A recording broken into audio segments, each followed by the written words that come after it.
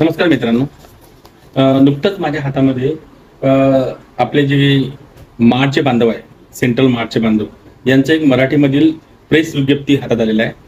तर त्यांनी त्यामध्ये आपला जो CCMP कोर्स आहे होमिओपॅथी डॉक्टरांसाठी दिला गेलेला आहे यासंबंधी काही आक्षेप घेतलेले आहेत. तर मला या आदरणीय माठ बंधूंना सांगायचं आहे की तुमचे जे काही हे 7 मुद्दे आहेत त्या मुद्द्यांवर मला तुम्हाला समजावून सांगायचं आहे. मी तुमचं खंडन करणार नाही, पण मी तुम्हाला समजावून सांगण्याचा प्रयत्न करतोय की हे का योग्य आहे. तर सगळ्यात पहिला जो आक्षेप आहे तो CCMP अभ्यासक्रम हा अपूर्ण व उथळ आहे असा आहे.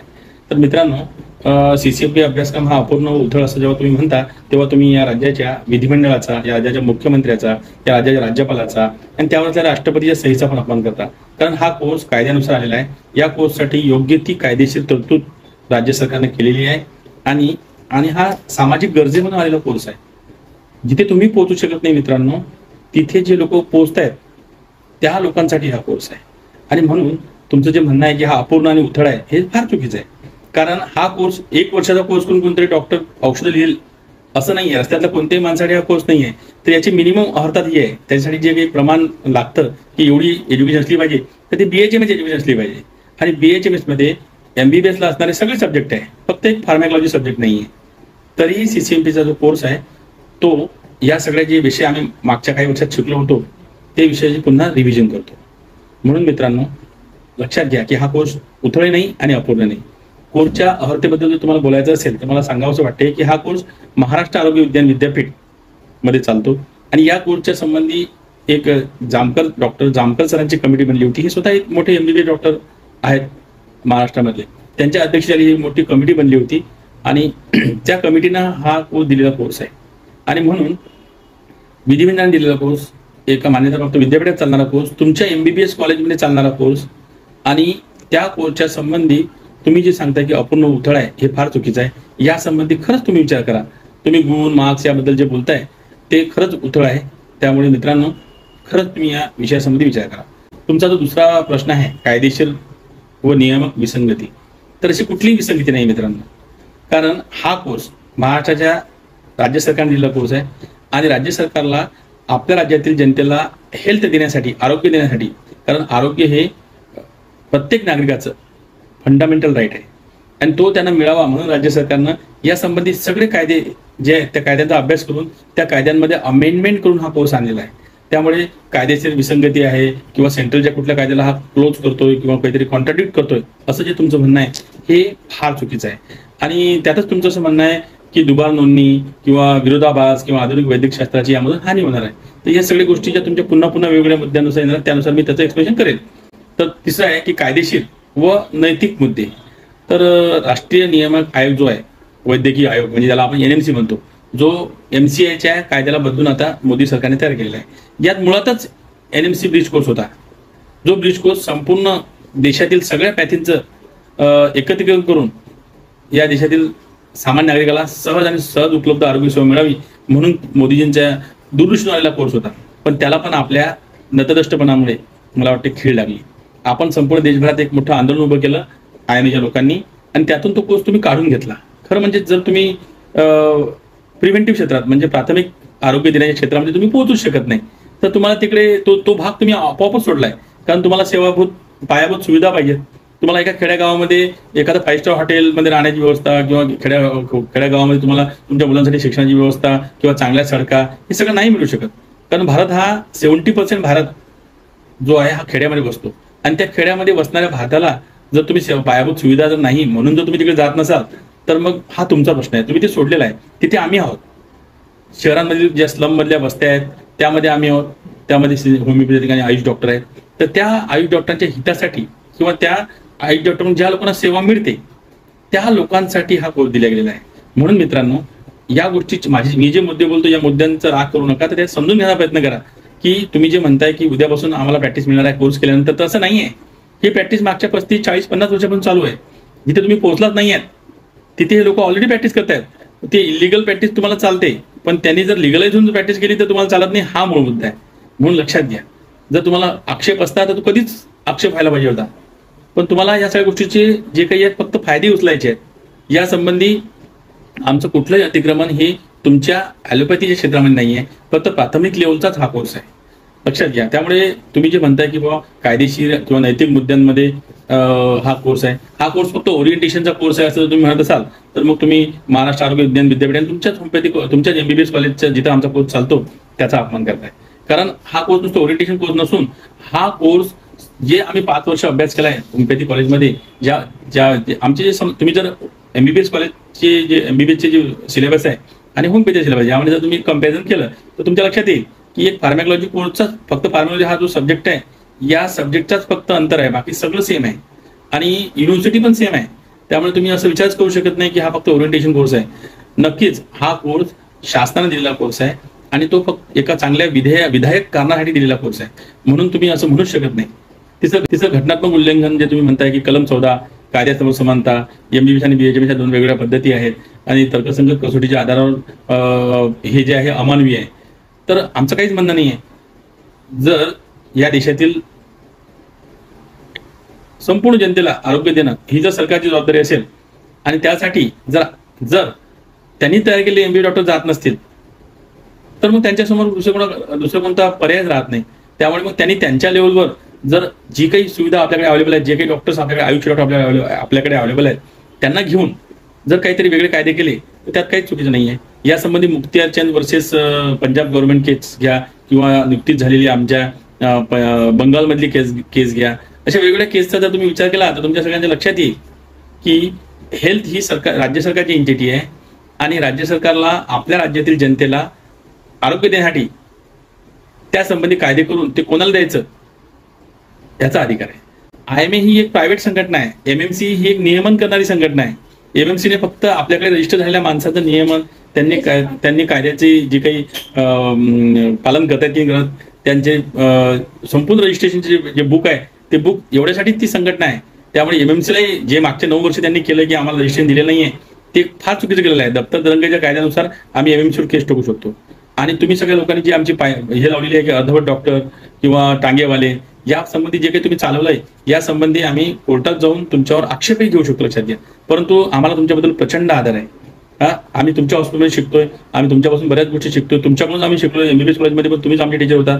त्यामुळे आम्हाला या सगळ्या गोष्टींमध्ये डीपमध्ये जायचं नाहीये. आणि ही आपल्यामधले जे काही संबंध आहेत हे संबंध फार ताणून न घेता तुम्ही समजून घ्या की तुम्ही जे शेवटलेले क्षेत्र आहे तेच आम्ही पकडलेलं आहे. त्यामुळे जीवनाचा हक्क जर तुम्ही म्हणताय कलम 21 मध्ये सर्वोच्च न्यायालयाने ठरला की आरोग्याचा हक्क व सुरक्षित सुविधा यामध्ये उपचाराचा हक्क अंतर्भूत आहे. मिक्सोपॅथीमुळे सुरक्षिततेला धोका पोहोचेल. तर ही मिक्सोपॅथी ऑलरेडी संपूर्ण देशामध्ये 80% जनता घेत आहे मागच्या 50 वर्षापासून. तर तिथे तुम्ही पोहोचूच शकत नाही, मी तुम्हाला वारंवार सांगतो. त्यामुळे हा तुमचा जो कलम 21 आहे हा जर आपण विचार केला तर तुमच्या सगळ्यांवर कायदेशीर कारवाई झाली पाहिजे. कारण या देशामध्ये एवढ्या मोठ्या संख्येने MBBS डॉक्टर आहे. या देशाची लोकसंख्या डिवायडेड बाय ते डॉक्टर केले तर आपल्याला प्रत्येक हजारावर एक डॉक्टर आपोआप मिळाला पाहिजे. पण तो सगळा सेंट्रलाइज झालेला आहे शहराकडे किंवा परदेशात. तुमचं जे मायग्रेशन आहे ते मायग्रेशन पण फार चुकीचा विषय आहे की इतके सगळे डॉक्टर इथून बनतात आणि ते मायग्रेट होतात. त्यानंतर ते आपल्या खेड्यापाड्यात आपल्या मूळ ठिकाणी आपल्या जन्मगावी पण जायला तयार नाहीत कारण त्यांना पायाभूत सुविधा पाहिजेत. खेड्यापाड्यात तुम्हाला पायाभूत सुविधा आणि कशा मिळतील?